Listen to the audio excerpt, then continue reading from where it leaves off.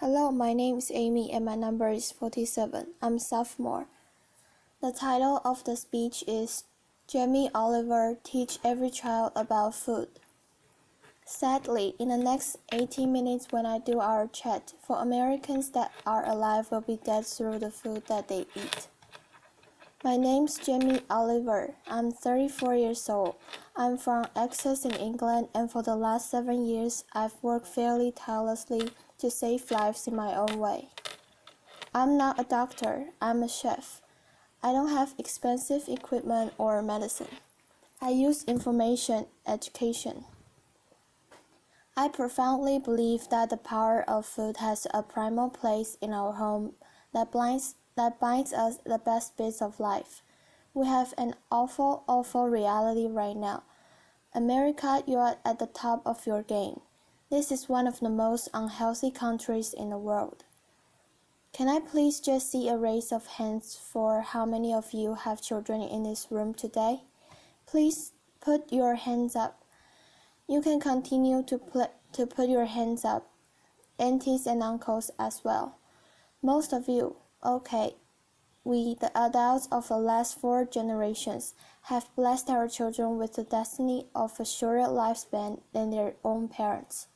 Your child will live a life 10 years younger than you because of the landscape of food that we've built around them. 2/3 of this room today in America are statistically overweight or obese. You lot, you're alright, but we'll get you eventually, don't worry. Laughter. The statistics of bad health are clear, very clear. We spend our lives being paranoid about death, murder, homicide, you name it. It's on the front page of every paper. CNN, look at homicide at the bottom, for God's sake, right? Laughter. Applause. Every single one of those in the red is a diet-related disease. Any doctor, any specialist will tell you that. Fact. Diet-related disease is the biggest killer in the United States right now, here today. It is a global problem. It's a catastrophe. It's sweeping the world. England is right behind you, as usual. Laughter. I know they were close, but not that close. We need a revolution. Mexico, Australia, Germany, India, China all have massive problems of obesity and bad health. Think about smoking.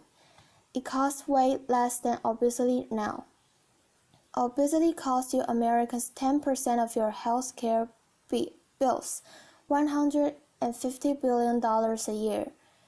In 10 years, it's set to double, $300 billion a year. Let's be honest, guys, you haven't got that cash. Laughter. I came here to start a food revolution that I so profoundly believe in. We need it. The time is now. We are in a tipping point moment. I've been doing this for 7 years. I've been trying in America for 7 years. Now is the time when it's ripe for the picking. I went to the eye of the storm. I went to West Virginia, the most unhealthy state in America. Or it was last year, we've got a new one this year, but we'll work on that next season. Laughter. Huntington, West Virginia, beautiful town. I wanted to put heart and soul and people, your public, around the statistics that we've become so used to. I want to introduce you to some of the people that I care about, your public, your children. I want to show a picture of my friend Brittany. She's 16 years old. She's got 6 years to live because of the food that she's eaten. She's the 3rd generation of Americans that hasn't grown up within a food environment where they're being taught to cook at home or in school, or her mom or her mom's mom. She has 6 years to live. She's eating her liver to death. Stacy, the Edwards family. This is a normal family, guys. Stacy does her best, but she's 3rd generation as well. She was never taught to cook at home or at school. The family's obese. Justin here, 12 years old, he's 350 pounds. He gets bullied for God's sake. The daughter there, Katie, she was 4 years old. She's obese before she even gets to primary school. Marissa, she's alright, she's one of your lot. But you know what? Her father, who was obese, died in her arms. And then the second most important man in her life, her uncle, died of obesity. And now her stepdad is obese. You see, the thing is, obesity and diet-related disease doesn't just hurt the people that have it. It's all of their friends, families, brothers, sisters. Pastor Steve, an inspirational man, one of my early allies in Huntington, West Virginia. He's at the sharp knife edge of this problem. He has to bury the people, okay? And he's fed up with it. He's fed up with burying his friends, his family, his community. Come winter, 3 times as many people die. He's sick of it. This is preventable disease, waste of life. By the way, this is what they get buried in. We are not geared up to do this. Can't even get them out of door. And I'm being serious. Can't even get them there. Forklift. Okay, I see it as a triangle, okay? This is our landscape of food. I need you to understand it. You've probably heard all this before. Over the last 30 years, what's happened that ripped the heart out of this country? Let's be frank and honest. Well, modern day life. Let's start with the Main Street. Fast food has taken over the whole country. We know that. The big brands are some of the most important powerful powers in this country. Science. Supermarkets as well, big companies. 30 years ago, most of the food was largely local and largely fresh. Now it's largely processed and full of all sorts of additives, extra ingredients, and you know the rest of the story. Portion size is obvious, the massive problem. Labeling is a massive problem. The labeling in this country is a disgrace. The industry wants the self-police themselves. What, in this kind of climate? They don't deserve it. How can you say something is low-fat when it's full of so much sugar? Home. The biggest problem with the home is that it used to be the heart of passing on food culture, what made our society. This is not happening anymore, and you know, as we go to work and as life changes, and as life always evolves, we kind of have to look at it holistically, step back for a moment, and readdress the balance. It hasn't happened for 30 years, okay? I want to show you a situation that is very normal right now. The Edwards family. Video. Jamie Oliver, let's have a talk. This stuff goes through you and your family's body every week. And I need you to know that this is going to kill your children early. How are you feeling? Stacy. Just feeling really sad and depressed right now. But you know I want my kids to succeed in life and this isn't going to get them there. But I'm killing them. Joe. Yes, you are. But we can't stop that. Normal. Let's get on school, something that I'm fairly much a specialist in. Okay, school. What is school? Who invented it? What's the purpose of school? School was always invented to arm us with a tool to make us creative, do wonderful things, make us earn a living, etc., etc. You know, it's been kind of in this sort of tie box for a long time, okay? But we haven't really involved it to deal with the health catastrophes of America, okay? School food is something that most kids, 31 million a day, actually have twice a day, more than often, breakfast and lunch, 180 days of the year. So you could say that school food is quite important, really judging the circumstances. Laughter. Before I crack into my rant, which I'm sure you're waiting for, laughter, I need to say one thing, and it's so important hopefully, the magic that happens and unfolds in the next 3 months. The lunch ladies, the lunch cooks of America, I offer myself as their ambassador. I'm not slagging them off. They're doing the best they can do. They're doing their best.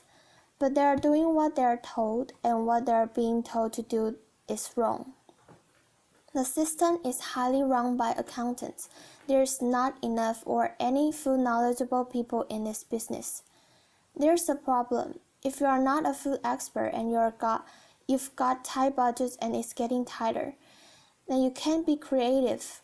You can't duck and dive and write different things around things. If you are an accountant and a box ticker, the only thing you could do in these circumstances is buy cheaper shit. Now the reality is the food that your kids get every day is fast food. It's highly processed. There's not enough fresh food in there at all. You know, the amount of additives, numbers, ingredients, you wouldn't believe. There's not enough veggies at all. French fries are considered a vegetable. Pizza for breakfast. They don't even got crockery. Knives and forks, no, they're too dangerous. They have scissors in the classroom, but knives and forks, no. And the way I look at this, if you don't have knives and forks in your school, you're purely endorsing from a state level fast food because it's handheld. And yes, by the way, it is fast food. It's sloppy joes, it's burgers, it's wieners, it's pizzas, it's all of that stuff. Size. 10% of what we spend on healthcare, as I said earlier, is on obesity. And it's going to double. We're not teaching our kids. There's no statutory right to teach kids about food, elementary or secondary school, okay? We don't teach kids about food, right? And this is a little clip from the elementary school, which is very common in England. Video. Who knows what this is? Child. Potatoes. Jamie Oliver. Potato? So you think these are potatoes? Do you know what that is? Do you know what that is? Child. Broccoli? Joe. What about this? Our good old friend. Child. Celery. Joe. No, what do you think this is? Child. Onion? Joe. Onion. No. Joe. Immediately you get a really clear sense of, do the kids know anything about where food comes from? Who know what that is? Child. Pear? Joe. What do you think this is? Child. I don't know. Joe. If the kids don't know what stuff is, then they will never eat it. Laughter. Joe. Normal. England and America. Guess what fixed that? 2 1-hour sessions. We've got to start teaching our kids about food in schools, period. Applause. I want to tell you about something that kind of epitomized the trouble that we're in, guys, okay? I want to talk about something so basic as milk. Every kid has the right to milk at school. Your kids will be having milk at school, breakfast and lunch, right? They'll be having 2 bottles, okay? And most kids do. But milk ain't good enough anymore. Don't get me wrong, I support milk. But something at the milk board probably paid a lot of money for some geezer to work out that if you put loads of flavorings, colorings, and sugar in milk, more kids will drink it. Yeah. Obviously, now that's going to catch on the apple board, it's going to work out that if they make toffee apples, they'll eat more as well. Do you know what I mean? For me, there isn't any need to flavor the milk, okay? There's sugar in everything. I know the ins and outs of those ingredients. It's in everything.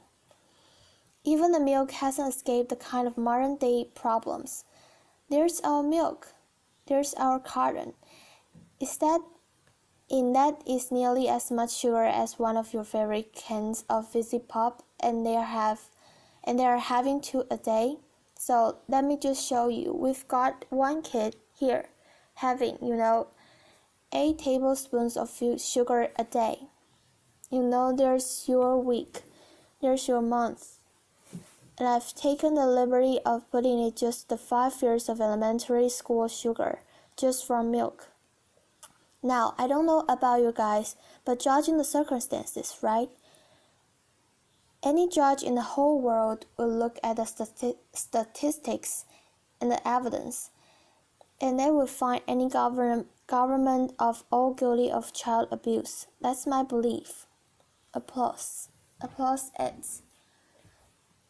Now, if I came up here and I wish I could come on here today and hand a cure for AIDS or cancer, you'd be fighting and scrambling to get to me. All this bad news is preventable. That's the good news. It's very, very preventable. So let's just think about we got a problem here. We need a reboot.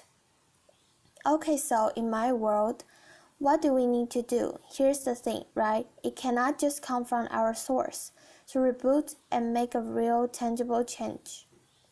Real change, so that I could look you in the white of the eyes and say, in 10 years' time, the history of your children's lives, happiness. And let's not forget, you're clever. If you eat well, you know you are going to live longer. All of that stuff, it will look different, okay? So, supermarkets. Where else do you shop so religiously? Week in, week out. How much money do you spend in your life in a supermarket? Love them. They just sell us what we want, alright. They owe us to put a food ambassador in every major supermarket. They need to help us shop. They need to show us how to cook quickly. Tasty, seasonal meals for people that are busy. This is not expensive. It is done in some, and it needs to be done across the board in America soon. And quick. The big brands, the food brands, need to put food education at the heart of their businesses. I know easier said than done. It's the future. It's the only way. Fast food. With the fast food industry, it's very competitive. I've had loads of secret papers and dealing with fast food restaurants. I know how they do it. I mean, basically, they win us on to these hits of sugar, salt, and fat and X, Y, and Z. And everyone loves them, right? So these guys are going to be part of the solution. But we need to get to the government to work with all of the fast food purveyors in the restaurant industry. And over a 5, 6, 7 year period wean us off the extreme amounts of fat, sugar, and all of other non-food ingredients. Now, also back to the sort of big brands, labeling. I said earlier, it's an absolute farce and has got to be sorted. Okay, school. Obviously, in schools, we owe it to them to make sure those 180 days of the year, from the little precious age of 4 until 18, 20, 24, whatever they need to standard, they need to be cooked proper. Fresh food from local growers on site, okay? There needs to be a new standard of fresh, proper food for your children, yeah? Applause. Under the circumstances, it's profoundly important that every single American child leaves school knowing how to cook 10 recipes that will save their life. Life skills. Applause. That means that they can be students, young parents, and be able to sort of duck and dive around the basics of cooking. No matter what recession hits them next year.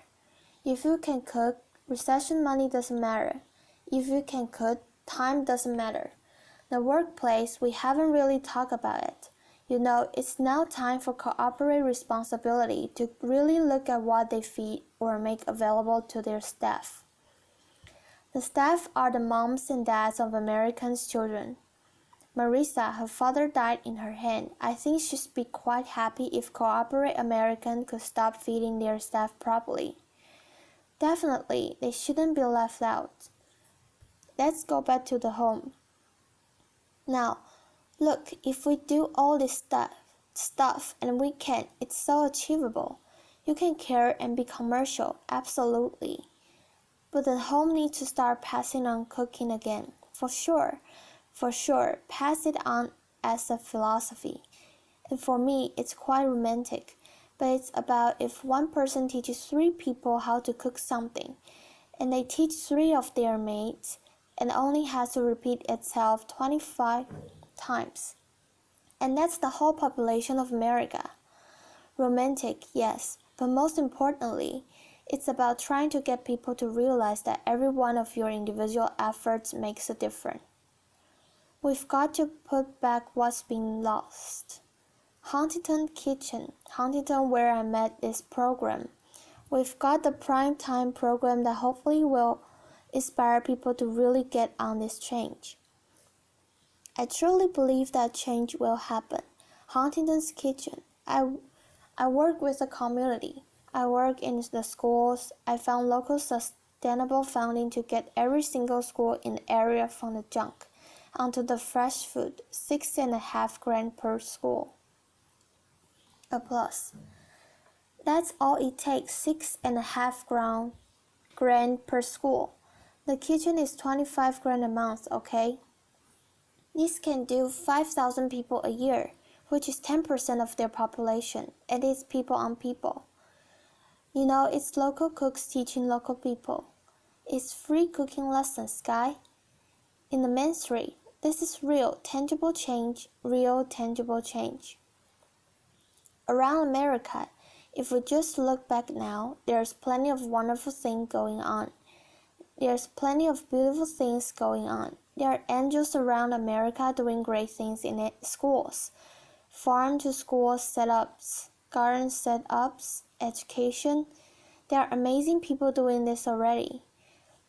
The problem is, they all want to roll up what they're doing to the next school, but there's no cash. We need to recognize the experts and the angels quickly, identify them, and allow them to easily find a resource to keep rolling out what they're already doing, and doing well. Businesses of America need to support Mrs. Obama to do the things that she wants to do. Applause. And look, I know it's weird to having an English person standing here before you talking about all this. All I can say is, I care, I'm a father, and I love this country. And I believe truly, actually, that if change can be made in this country, beautiful things will happen around the world. If America does it, other people will follow. It's incredibly important. Audience, yeah. Applause. When I was in Huntington trying to get a few things to work when they weren't, I thought, if I'd had a magic wand, what would I do?